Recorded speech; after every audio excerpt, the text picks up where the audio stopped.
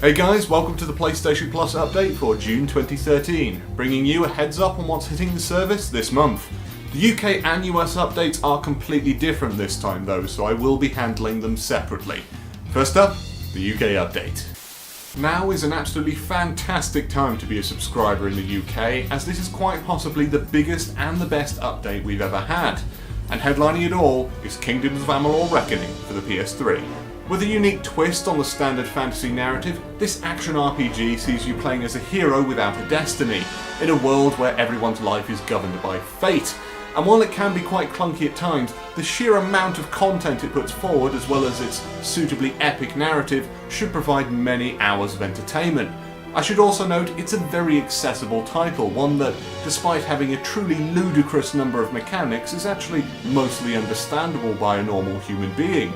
The same most certainly cannot be said for the next game on our list, cult classic RPG, Demon's Souls.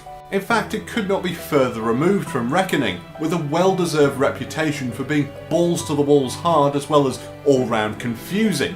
It's certainly not for everyone, but those who do manage to survive its brutal trial by fire will find on the other side a very rewarding and satisfying experience.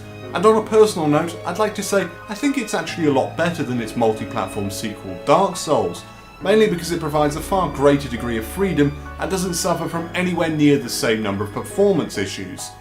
Not that that's saying particularly much. But if you're looking for something a little less stressful, then I've got some good news for you, because this month will also see the release of the amazing double pack of Ico and Shadow of Colossus HD for the PS3. It's kind of hard to describe what these games actually are, as they don't really fit into any of the genre pigeonholes that we like to use. You'll just kind of have to experience them for yourself, I guess. I will note that I think Ico is actually a tad overrated. Shadow of Colossus, on the other hand, lives up to the hype and then some. And now that it's mostly free of the performance issues that plagued it on the PS2, now's as good a time as any to see what all the fuss was about. Adding a bit of colour to this month's proceedings is the wonderfully rambunctious Rayman Origins for the Vita.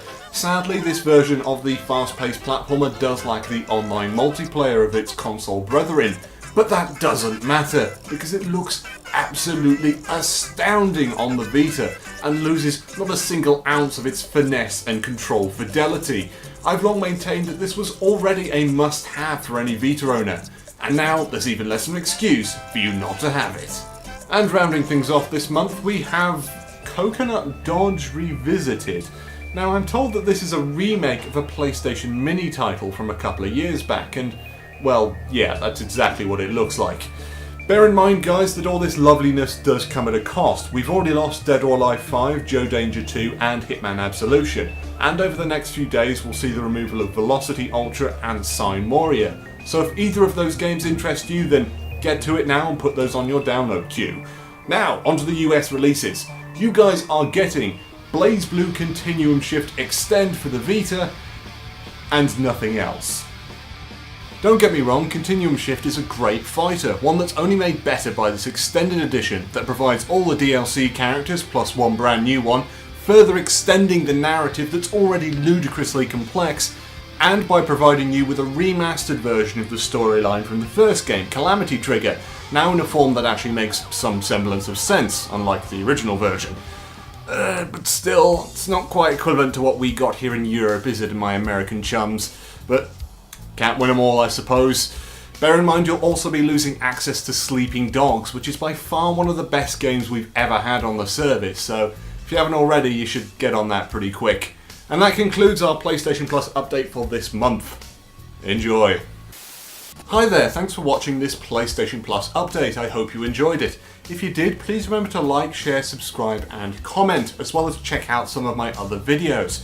But now, some recommendations. If Kingdoms of Amalur caught your eye, then why not check out Xenoblade Chronicles for the Wii? It's more sci-fi than fantasy, but much like Amalur, it's trying to be a single-player MMO in terms of scope, while also taking a few prods and pokes at common tropes of the genre.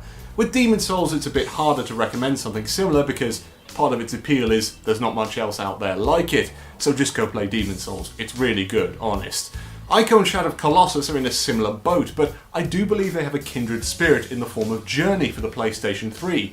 because like Ico and Shadow, it's trying to really tug at your heartstrings, but through a rousing soundtrack and epic set pieces rather than an actual narrative. And then to finish us off, BlazBlue Continuum Shift. What else out there could be anywhere near as crazy? Well, look no further than Ultimate Marvel vs. Capcom 3 for the PlayStation 3, Xbox 360 and Vita. You might think BlazBlue's a bit nutty, but you ain't seen nothing till you've watched a cockney wisecracking raccoon shoot Iron Man with a Gatling gun. Anyway, that's all for now. See you around.